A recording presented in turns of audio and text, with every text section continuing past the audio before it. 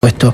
Y ahora vamos a tomar contacto telefónico con Horacio Calderón. Él es ex representante del astillero Domecq García, por supuesto especialista en embarcaciones, para tratar un poco este tema, por supuesto. Horacio, muy buenos días, gracias por recibirnos.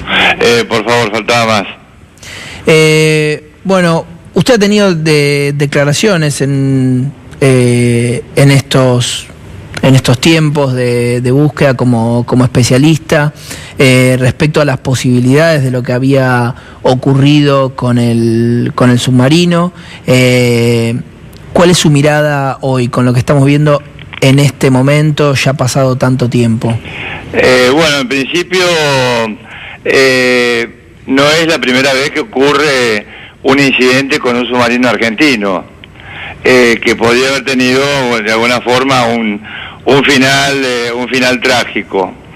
La experiencia mía se remonta al año 2008, cuando luego de no obtener otras alternativas de acceso, yo informé a la entonces ministra de Defensa, no la conocía, a la doctora Nilda Garré, que había un submarino gemelo de este que está ahora perdido, desaparecido, el submarino Santa Cruz, que había sido enviado a navegar hacia Chile con averías graves que podían haber causado, por ejemplo, su hundimiento o la rotura de alguna forma que les permitiera llegar remolcados o por propios medios en superficie al puerto más cercano. Eso ocurrió a las 72 horas, la doctora Garré lo confirmó en C5N días pasados, el hecho, y mi participación en eso.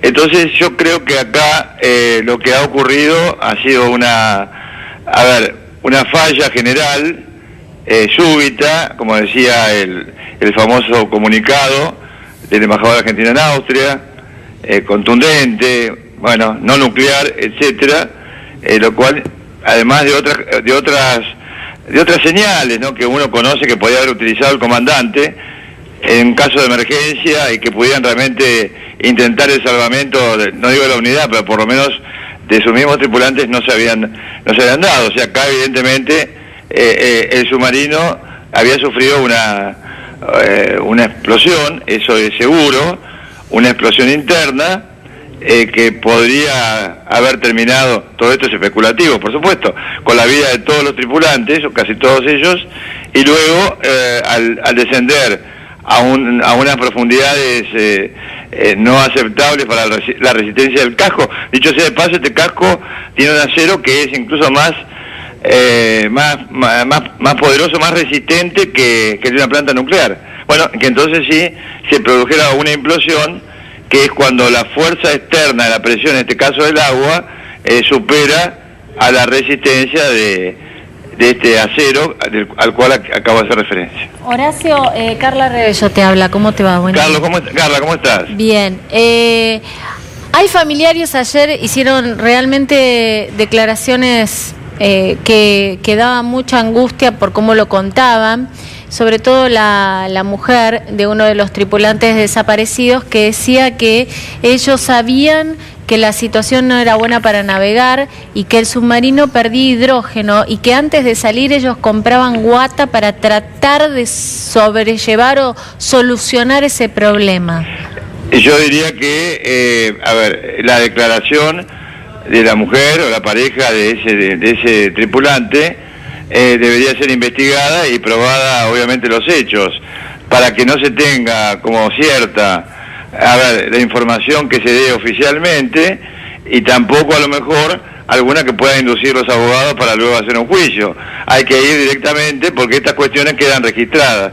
Lo que yo sí quiero comentar, yo estaba en Ushuaia con un colega periodista en un congreso mundial, y yo pude observar naves de superficie, estaba el submarino San Juan en zona, y por supuesto seguí muy de cerca ese operativo naval, del cual luego se dijeron varios disparates, pero por eso, no por mala fe, sino por desconocimiento de lo que es la misión de un submarino. Por ejemplo, por ejemplo, se hablaba que el submarino estaba persiguiendo alguna unidad, a ver, X, pesquero o lo que fuera, y el submarino es un arma, en el caso del TR-1700, estratégica, furtiva, diseñada para no ser encontrado, y el submarino trabaja al acecho. O sea, el submarino no persigue, acecha. Sí. Entonces, por ejemplo, se hablaba de que por qué no lo había acompañado una corbeta. Por ejemplo, cuando un submarino opera solo. ¿Y saben por qué? Porque si el submarino opera solo, puede interpretar con todos sus sistemas en orden, por ejemplo, la presencia de un navío enemigo o de algún navío, o por ejemplo algún pesquero, llamémosle de altura, en infracción, ¿no? Y no confundir esas señales con la presencia mucho menos cercana de una nave de superficie de la misma bandera. O sea, poniendo esto en blanco y negro, yo creo que lo que ha sufrido el submarino, que es lo que yo ensayé el primer día que hablé por conocimiento de la unidad, es un problema muy grave. Bueno, eso está certificado porque lo dijo el mismo comandante, no con el nivel que pudiera llegar a causar su hundimiento, que fueron las baterías de proa, y que pueda haber generado una emisión de gas de hidrógeno que pasado a niveles altamente explosivos. Y acá perdió el submarino, perdido la capacidad, por ejemplo, de su motor. O sea, si un submarino carece del movimiento del motor, y bueno, se va a pique directamente, y no tiene capacidad de eyectar el lastre que todo submarino toma cuando quiere ir a inmersión. Luego hay un sistema que expele ese lastre, que es agua, para poder subir a superficie. No ejecutó ninguna maniobra de las 4 o 5 que son clásicas en esta. Por ejemplo, los golpes en la pared del submarino en morse o sin morse para llamar la atención a muchísimos kilómetros de distancia. Subir a superficie y comunicarse con las antenas o con el teléfono satelital a mano. Eyectar una boya de señales. La boya de señales se eyecta, tiene un alcance de 300 metros, tiene por supuesto un cable, y eso lanza a su vez señales. Bueno, y además otro tipo de... Estas maniobras no se dieron por lo sorpresivo de... Exactamente. Y después, por ejemplo, cuando se hablaba acá de que el submarino estaba a 70 metros de profundidad. Bueno, hay otra maniobra que yo le expliqué varias veces en este canal, se llama pollerita del dispositivo, se baja como si fuera una especie de tubo hasta 50 centímetros del piso del submarino. El submarino se inunda con agua. Mientras tanto, los tripulantes ya tienen colocados sus trajes de buceo con sus respectivas, por ejemplo, sus respectivos tubos de oxígeno, y una vez que está inundado, ellos van haciendo un escape a unos 70 metros de profundidad, pasando por adentro de esta, entre comillas, pollerita, atravesando la escotilla y llegando a la superficie, resguardando las etapas lógicas para no tener una embolia pulmonar. Entonces, al ver que ninguna de esas maniobras se había ejecutado, a mí me hizo presuponer, como alta probabilidad, no seguridad absoluta, probabilidad muy alta, de que realmente el submarino había sufrido una avería de proporciones irreversibles para la vida de la tripulación. Uno no lo dijo así explícitamente por la difusión que tienen siempre estas cuestiones y por respeto a los familiares. Lo que yo quiero, si ustedes me permiten un segundo, sí, porque esto yo no lo puedo hacer pasar desapercibido. Ayer un funcionario de defensa, el Ministerio de Defensa, que tiene un cargo importantísimo, es el director nacional de gestión cultural del Ministerio de Defensa. La persona esta, yo no uso epítetos, soy muy respetuoso siempre, se llama Sebastián Katz.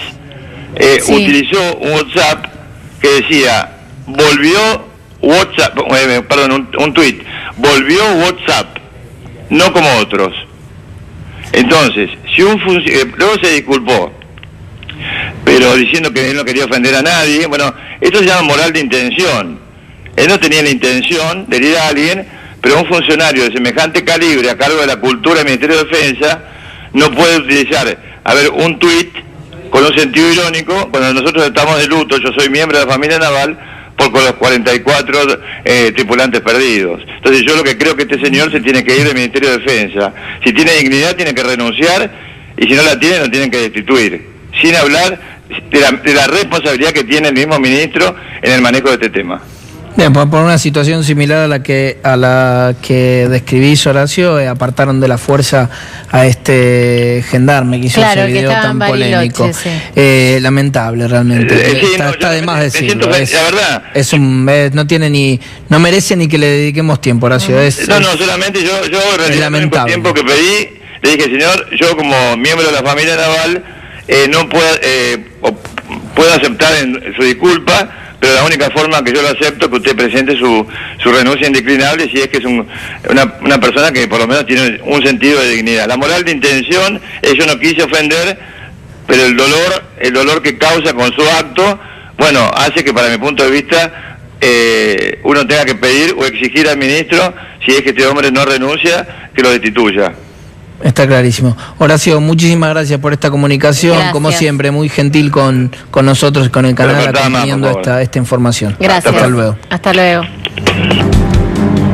Muy bien, tenemos que seguir hablando.